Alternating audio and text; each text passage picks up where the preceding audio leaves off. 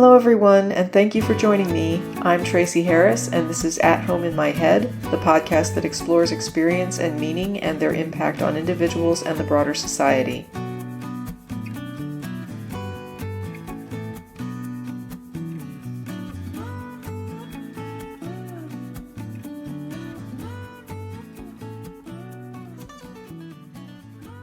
So today I'm doing something a little bit different. Normally when I have a guest on, I have them fill out an agenda and we work from the agenda. It's not a secret, we reference it during the conversation, and everybody in the audience should be aware that that's how we work. When I do an episode where it's just me talking, I normally work from a script. It's my words and I've put them down on paper, and it just helps me to sort of flesh it all out as a story on paper before I talk about it, before I get on and actually read it. But I had something happen, and for some reason I'm having trouble with scripting it. So I thought, let me just get on and talk about this and tell the story and get it out, and we'll just see where this goes. It was a few weeks ago. I had a blood donation scheduled, and I am a regular blood donor. I've surpassed 10 gallons, and this is something I've done for a very long time. I even did a past episode about what it takes to be a blood donor and how people should consider it if it's something that is a good fit for them. There are certain rules to follow if you're going to be a blood donor, and one of those is that on the morning of your donation, you should have a big breakfast and try to avoid caffeine, and you make sure that you drink water, and all of this is about making sure that the blood flow goes well. I have small veins. They're very hard to hit. It's often the case that my blood draws are not a simple procedure. Someone has to go in and adjust the needle. It's not fun, but it's something that I'm kind of used to at this point. So I try to follow the rules, and I try to do the things, and I try to make sure that I've done all I can do on my end to make it as easy as possible to get the blood flowing, to get the veins pumped, to make sure I'm hydrated. But for some reason this last time that I went, I just didn't have it in me to eat a big breakfast. So all I had was a piece of peanut butter toast. And I also drank coffee, which is kind of a no-no. That's maybe my one thing where I do a little bit of a cheat. I'm not supposed to have caffeine, but I'm a coffee drinker. I have coffee in the morning, and I don't skip it on days when I do donations, although I do drink water and try to make sure that I get hydrated. There's also a questionnaire that you can fill out when you get to the blood center, but now they have it available online. They call it Quick Pass, and I usually try to remember to do that as well. So I filled out my Quick Pass form, I got my little QR code ready, and I took off and I went to the blood center. My blood draw went pretty normally. They had to adjust the needle a little bit, but once a manager came over and, did the thing after it wasn't working for the original tech, they got it flowing and everything went well. And after it was all done, we followed the normal procedure. The tech walked me over to what is called the cantina, where you just sit and have cookies and orange juice or whatever you feel like having, snacks and drinks. And then you are allowed to leave after you've hung out for maybe 15 minutes and they're sure that you're, not going to get sick or faint or something. So I walked out to my car and I sat in the car and I left the parking lot as normal. And I drove through the neighborhood and got to the street with the stoplight, got onto the highway, and drove home as normal. And I was feeling a little more wiped out. Now, I've had episodes not when I'm sitting, never when I'm sitting, never in my car. But for a while, I used to go and do casual things after the blood draw. So I might just go and do some window shopping, nothing stressful. You're not supposed to do anything stressful, no heavy lifting, no strenuous stuff, and I'm pretty good about that too. You're supposed to lay off that for a couple days. But I used to think, well, just, going and doing some shopping, that's not a big deal. I'm not pushing myself or straining myself. But I had a few episodes when I was standing where I grayed out. So I didn't black out, I didn't fall down or pass out or lose consciousness, but I did lose vision. And it's almost like when you close your eyes and you push really hard on your eyelids and you kind of go a little bit gray, except your eyes are open, but everything goes gray, and I couldn't see. But I would sit down for a few minutes and it would go away. So at that point, I started to learn that I'm not supposed to go and do anything after I donate. So these days, after I donate, I just tend to go straight home. So on this day, I was just heading straight home. And on the corner, before you get to my neighborhood, there's this Burger King. And the Burger King is situated at a corner of a pretty major intersection and the highway and an access road. And if you don't live somewhere where there are access roads, an access road is just a side road that follows all the way along a highway. So you got the highway going, north to south, and then you've got an access road on either side. One goes north, one goes south, and you can get on and off the highway using this access road and then sort of ease yourself into whatever you want to get into, whether it's businesses or residences. So you've got the highway, the access road, and then sort of the capillary, roads that are going to take you into wherever you need to go. So in this case, I would exit the highway, go under the overpass, kind of doing a U-ey under the highway. There would be a Burger King on my right-hand side and the highway on my left. And the Burger King was one of many restaurants that are along the frontage road or along this access road. And when you pull in, there's then a parking lot. And on the other end of that parking lot, or the other side of that parking lot, if you keep going, is a strip mall. So just picture a strip mall that has like a big kind of convoluted parking lot. And then at the end of the parking lot, toward where the highway is, toward where that access road is, there are restaurants and things. So it's sort of like the parking lot itself is sandwiched between these businesses. From the access road, there are a lot of roads that go into this strip mall. It's a very long strip mall. It goes for several blocks, and so you can sort of enter it in many points along the access road. But I pulled in at the Burger King, and I was still sitting in my car, and I ordered my lunch because I wanted to get something more robust than peanut butter toast. I was feeling very wiped out. Like I say, not like I was in danger or not like I was going to get sick or anything like that, but just super sluggish. Just like, I just want to go home, eat my food, and do nothing. And I have to talk a little bit about this parking lot because this is one that's near the house. And just to give you some context for it, when I told my roommate this story later on, I mentioned that I had been at the Burger King and that I was in the parking lot with the Burger King. And he said, "Which Burger King?" And I said, "The one that's right up on the corner at the access road." And his response before he heard any of this story was, "Oh man, I hate that parking lot. I don't think I've ever been through it when I haven't had a near collision with somebody." It's not a straight shot, so it's not like a grid. It's very windy and curvy. I don't know why they designed it this way, but you start at one end and you just kind of have to twist around to get where you're going. There's all these cars coming in from the access road. There's all these cars that are exiting onto those turn-ins from the restaurants, and then you've got cars that are coming in and out of the businesses on the far side of the parking lot away from the access road. So there is a lot of traffic activity in this particular parking lot. It's not a parking lot that I feel super comfortable in. Like, I don't particularly like to drive in it because you have to be very careful. You have to watch for cars coming and going in all different areas of the road. And so I understand that this particular parking lot requires a lot of vigilance and care while you're driving through it. But there's something about my personality that, it's just something I have to explain for the story. Sometimes the convoluted route is actually the route that I prefer.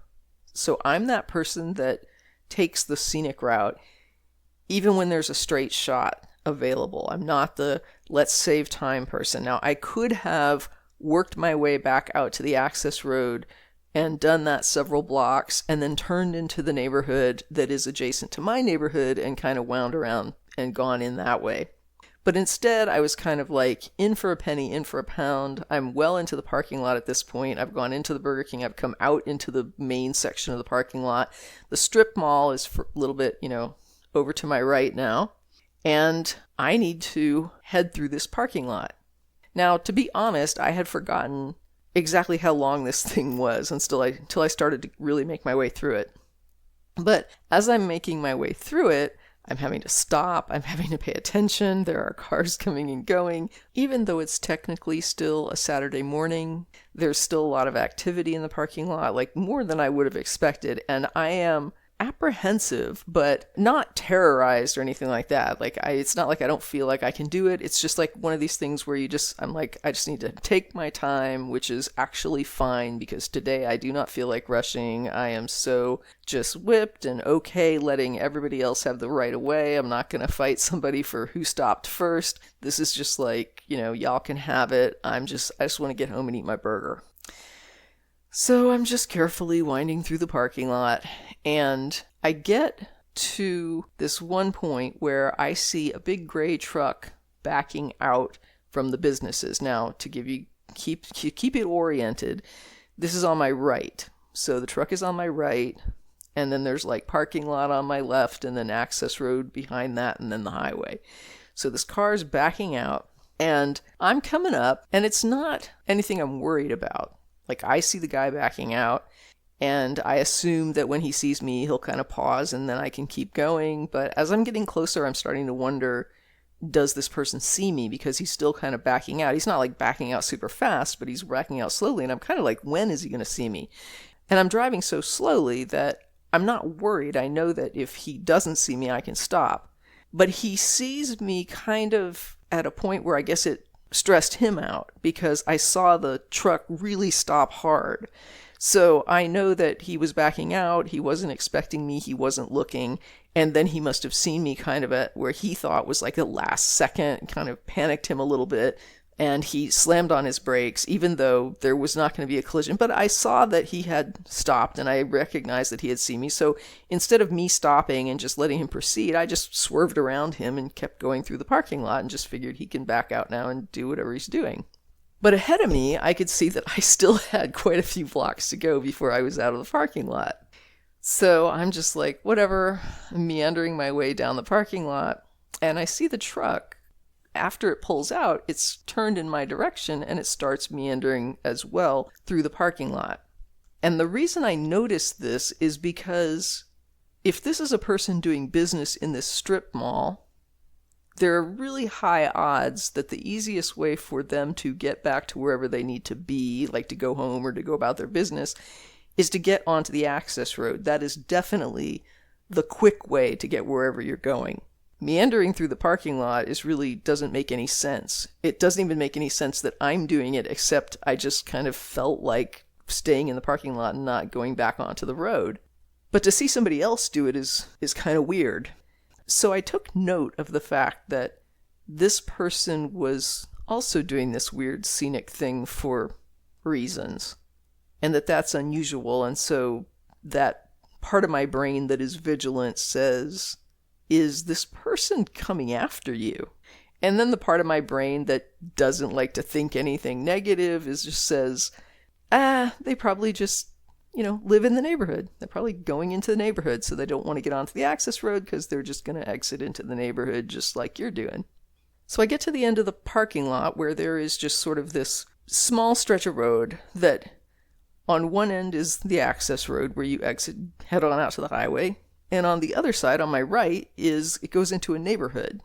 And it's not my neighborhood, but it's adjacent to my neighborhood, so I tend to just wind my way through there. It's a very beautiful location.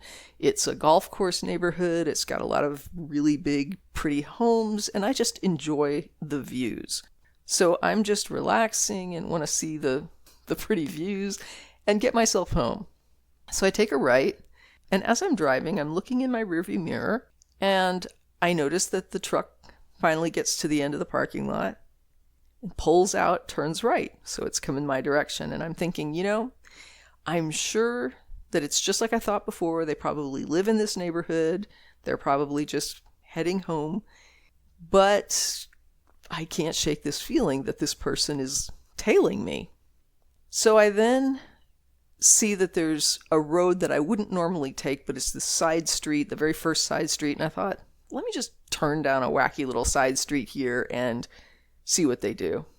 So I just took the first side street, and they took the first side street. And I said to myself, this person is tailing me. They have an issue with whatever went on in the parking lot. They're not happy. And at that point, I started to think, do I need to call 911? Should I be getting my phone out? Should I be, how concerned should I be here? And as I'm wondering about whether or not I should get my phone out, whether I should call 911, I remember that there are a handful of volunteer fire departments in this area. And I thought, let me just get to a volunteer fire department and pull in, and at least I'm in a space where there are first responders. If this person, is very upset, if this goes south, I don't know what's going on with them. But at this point, I don't think that they are trying to tell me that I have a tail light out. I'm concerned that this is somebody who, I don't know what upset them about that interaction in the parking lot, but something has upset this person. So I get to the stop sign where this street dead ends into a cross street. And as I look to my left, I see a car coming. They're far enough away that I can pull out, but the other car behind me, the gray truck behind me, probably won't have time. So I thought, at least this is an opportunity to put a car between us. Get somebody in between us, and maybe that will calm them down. They see another person. So I pull through the stop sign, and the gray truck doesn't even stop, just turns right behind me. So this person is on my butt. And now I'm like, okay, they've just run a stop sign in order to stay right behind me. And I don't know what happened to that other car that was coming. I don't know if it turned into another street or what occurred, but I didn't see that car anymore. So as I'm coming down that street, I know I'm coming to another T intersection. I'm going to have to stop, and there's a T intersection there. And I'm trying to, in my head, mentally think of, what is the quickest route to get to the volunteer fire department. And as I'm thinking this, I see the truck behind me start swerving all around. They are not just tailgating me, but fishtailing it, and they are just back and forth. They are letting me know that they have a problem. So I get to the stop sign, and now this is just a normal residential street at this point. So you have one lane that goes to a stop sign at this T intersection, which is the right lane that I'm in, and you have the other lane on my left, which is for traffic coming into the neighborhood. And this gray truck pulls right up next to me on my driver's side, where he is now sitting in the lane where incoming traffic would come, and he clearly does not care. His window is down, and I know that he wants a confrontation. I have no idea what's going to happen, but I feel like if I try to proceed through this stop sign, this is not a person who is rational. It's not a person I want to engage, but I don't think at this point it's safe to even proceed. I'm not convinced that if I go, this person isn't going to just cut me off, speed in front of me and just, cut me off in the lane and trap me in that lane. So I roll down my window, and I'm not saying that this was the best thing to do. In fact, other people were like, why did you roll your window down? But I did what I did, and I rolled down the window, and before I can get a word out, the guy screams, "Are you effing kidding me? 45 miles an hour in a parking lot?"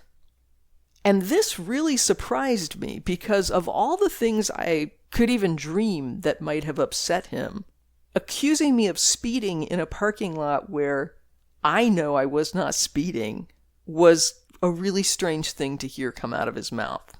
Now, I don't want to give people the wrong impression. I'm not saying that I am a saint on the roads, that I have never sped. In fact, I've gotten several speeding tickets in my life. So I'm not saying that I don't speed. And I don't speed now like I did when I was younger. So for me, 5-10 miles an hour over the speed limit is where I start to worry that I'm going way too fast. I am definitely not what anyone would call a speeder at this point in my life, although I totally own that I had speeding tickets when I was younger. Additionally, I'm not going to pretend that I am the safest and best driver on the road. There have been times when I have, for example, I once ran literally a red light and was horrified to realize that I had done it, and luckily the driver that had the green realized what had happened and stopped short so that they avoided the accident that I would have caused. So I'm not the person that's here to say there's no way I did anything wrong on the road. I do wrong things on the road. But there are times when you think you may have done a thing And then there are times when you know you did not do a thing. So for example, if I'm watching movies one night and then the next morning my roommate says, "Where'd you put the remote?" And I say, "Is it not on the table?" And they say, "No, it's not on the table." I may think, well, why wouldn't I have put it back on the table? I'm sure I would have put it back on the table. But if it's not there, and I know I was the last person watching TV, then even though I don't like to think that I put it somewhere weird, I'm going to start looking for it. And the thought in my head is going to be, what did I do with the remote after I finished watching TV last night?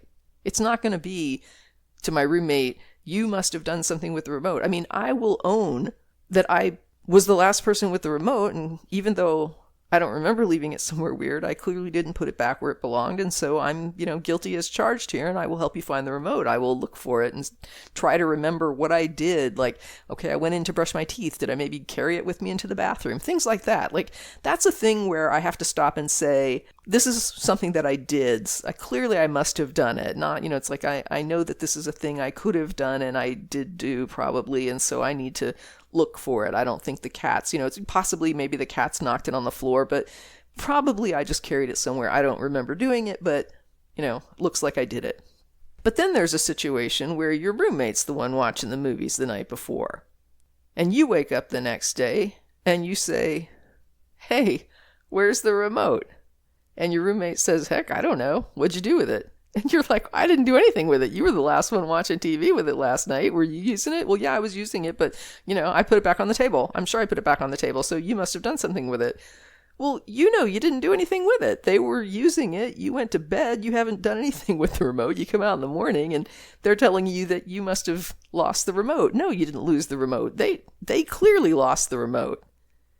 So you didn't do that. Right? So there's the times when you're like, yeah, I don't remember doing it, but I probably absentmindedly did it. And then there are times when you're just like, no, there is no way I did this. I remember being really afraid of my then husband's circular saw. It was a handheld power tool circular saw, and that thing just, I am not the person to use power tools. And I remember one day him coming in and saying, "Did you use my circular saw?" And I just laughed. I was like, "No, I'm terrified of that thing. Like, I would never use it. I'm scared I would hurt myself." And he's just like, "Well, but, there's something wrong with the blade here, and it looks like this has been broken. It looks like it was used on something really rough, and, what did you do with this thing?" And I was like, "I didn't touch your power saw. Like, I'm terrified of your power saw. I would never touch it, and if I did touch it, I would remember touching it, so I know that I didn't do anything with your saw. I don't even know how to use it or turn it on. I mean, no, I did not do this." Now, I'm sure that in his head, he's got it in his head that I did something with the saw, but whatever happened, it wasn't me. And I know that I don't use that saw. I've never used that saw, and I don't want to use that saw. I have an aversion to it. And it's just, sometimes there are certain things where you know that you did not do it. And this was one of them. I did not go 45 miles an hour in that parking lot, and the thought of that is ludicrous.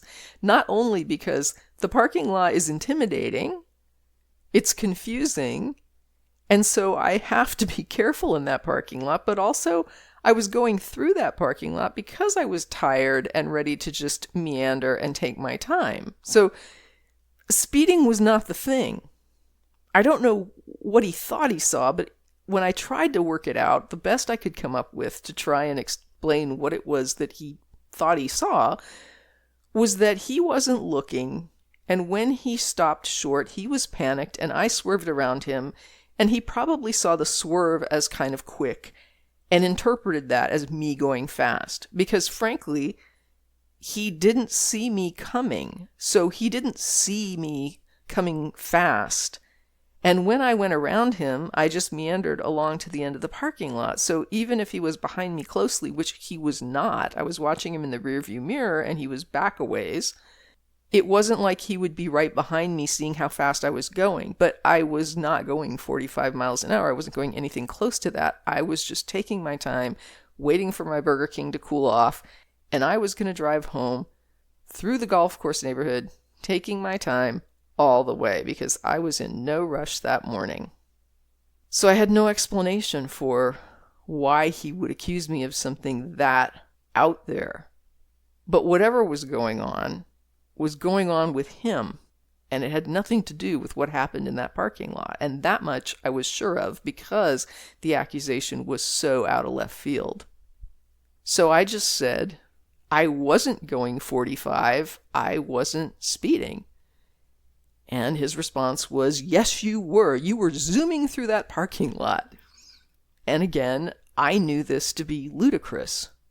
And I said, no, you were backing out and you weren't looking. And you panicked when you saw me, and I went around you to avoid a collision and avoid an accident, and then just kept on going. And he starts to yell at me some more, and he's yelling a bunch of things, and I say, you know what? This reaction you're having right now tells me all I need to know.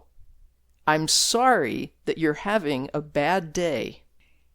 And he responded with, I am not having a bad day. And he rages some more. And then he calls me an effing C word.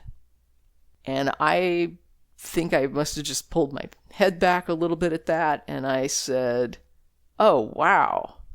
A sexist slur. Again. You are telling me all I need to know about who I'm dealing with right now. And when that came out of my mouth, something changed with this guy.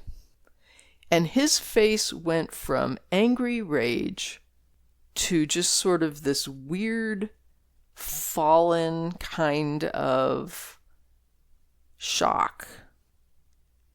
And he says to me, oh my God, I am so sorry. You're right. And I said, it's okay. And he said, no, I'm really sorry. I am so sorry. And I said, it's all right.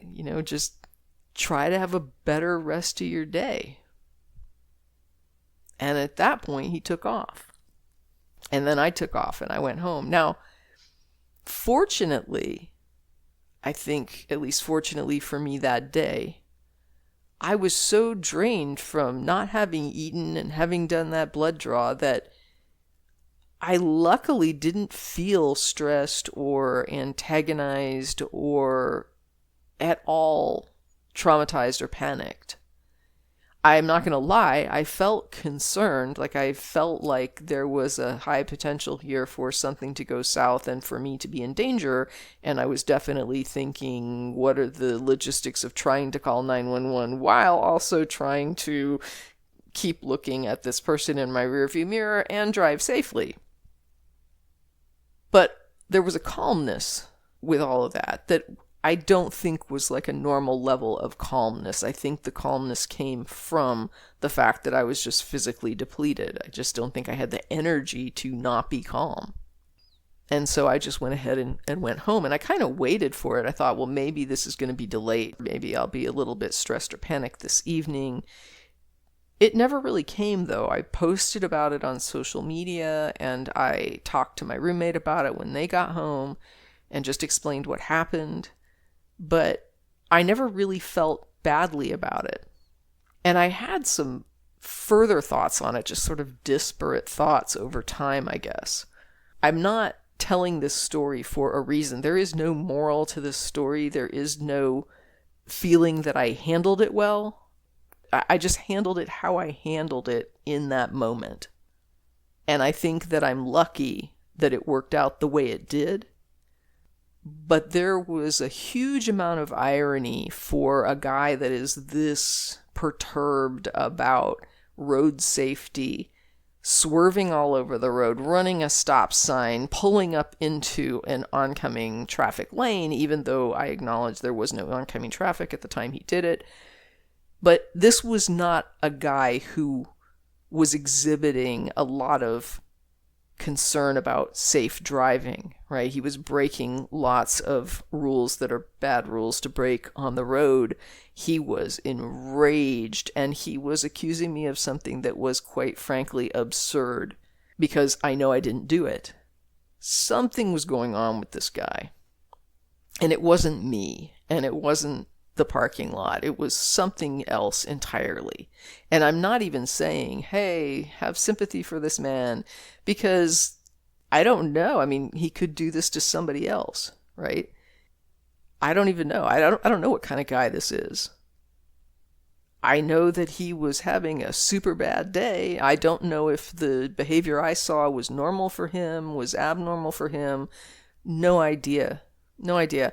I do have to say that whatever else goes on with this guy and whatever else is going on with this guy, there is something to be said for being that level of enraged and stopping yourself in the midst of it and being able to say in that moment, I'm sorry and you're right. I'm wrong.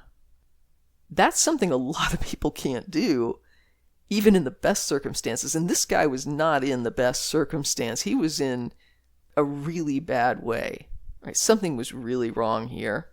And I hope the guy is okay. And I hope the rest of his day, he didn't treat anybody else this way, right? I mean, that again, like, I'm not a saint, and I have dealt with rage, right? So I have like a history. My family was very violent, and so dealing with anger and coping with anger is something that I have had to come to terms with in my own life. And so I know what that feels like. I can remember when I was working through my anger issues, how like I used to just explode. And when I tried to change it, at first I'd explode, and then later I'd realize that was wrong. And then I'd have to deal with it. I would force myself to apologize, to own what I did, because I had to deal with that uncomfortable ownership in order to teach myself that this was not acceptable. And this was not how you could react to a person or treat a person. Nobody is there to be your punching bag, like even if it's, emotionally. And so later, as I worked on it, I started to feel it as it was happening. So I would still explode, but I would feel it while it was happening, kind of like what this guy went through, and then be able to be like, oh, what am I doing here? And stop myself, and I'm sorry that I'm screaming. And then as time went on, I started to be able to feel it coming on, right? So I'd be in the middle of a conversation, I'd start to feel that rage boiling up, and I would say to myself, now is the time to put this conversation on pause, to step aside, to go cool down somewhere, to tell somebody I need some space. I can't talk about this right now. I can't talk about this anymore. We can finish this conversation later. Whatever it takes, I have to extricate myself from this situation in order to calm myself down, because I feel that boiling up and I know what happens next. And it's not like I don't still have my moments, because I do. But I'm just saying that even when you get a handle on it, there's still always that potential for it, right? For that anger. And I know what it takes to stop in the middle of that and get your head back on straight and acknowledge it in that moment. And that is no small feat. And you can say to yourself, this guy is unsafe on the roads, he doesn't deserve any sympathy, fine. Fine, I can't disagree. Like I said, I don't know him. I don't know what he's like. I know what he was like in that one moment. Whether that one moment represents him 90% of the time, I have no idea. But what he did was surprising. I didn't see it coming. I certainly didn't expect it. And so far, everyone that has heard this story is like, I didn't see that coming. I didn't expect that ending. And I didn't either. I mean, I really thought in my head, the best case ending to this is that this guy just gets it out of his system, screams a bunch of abusive crap, and then he goes on his way and dies mad, right? Like, that was what I was thinking was a best case scenario. But as it turned out, I got an apology, and this guy seems to have, in the midst of that, become self-aware and realized that whatever it is that he's got going on in his life, it's not about this person he was screaming at. It's not about an accident that was avoided in a parking lot that was really nothing, right? Like, just, oops, That was the level of it. It was like an oops thing. It wasn't even a, I was sitting here thinking, I'm not angry at you, and you're the one that wasn't looking, right? Like, you're the one that kept backing out when I was coming down the road. You didn't have the right of way. You needed to watch for cars coming, and you didn't. But I'm not pissed, right? Like, that's fine with me. It's okay. We all make mistakes on the road. I've made mistakes on the road, and no harm done. No harm, no foul. I went around you. It's all cool. So it was really mind-blowing to me that he's the one that was that outraged. But like I say, that was my first clue that this person was mad about something else. I don't know what it was. And I don't know that there's, again, any point to this story. There is no point to this story. It was just a very weird, random thing. And I don't know if you've ever had anything like this happen to you. I don't know if you've had something happen and it turned out worse. I don't know if you had something happen and it turned out better. I don't know if you've done this to somebody. And I don't know what the value is in this story other than it was an extremely strange event. I just think it was very bizarre, and especially the way it ended. So I guess just for what it's worth, there's a strange story for you. I hope you never have an encounter like that.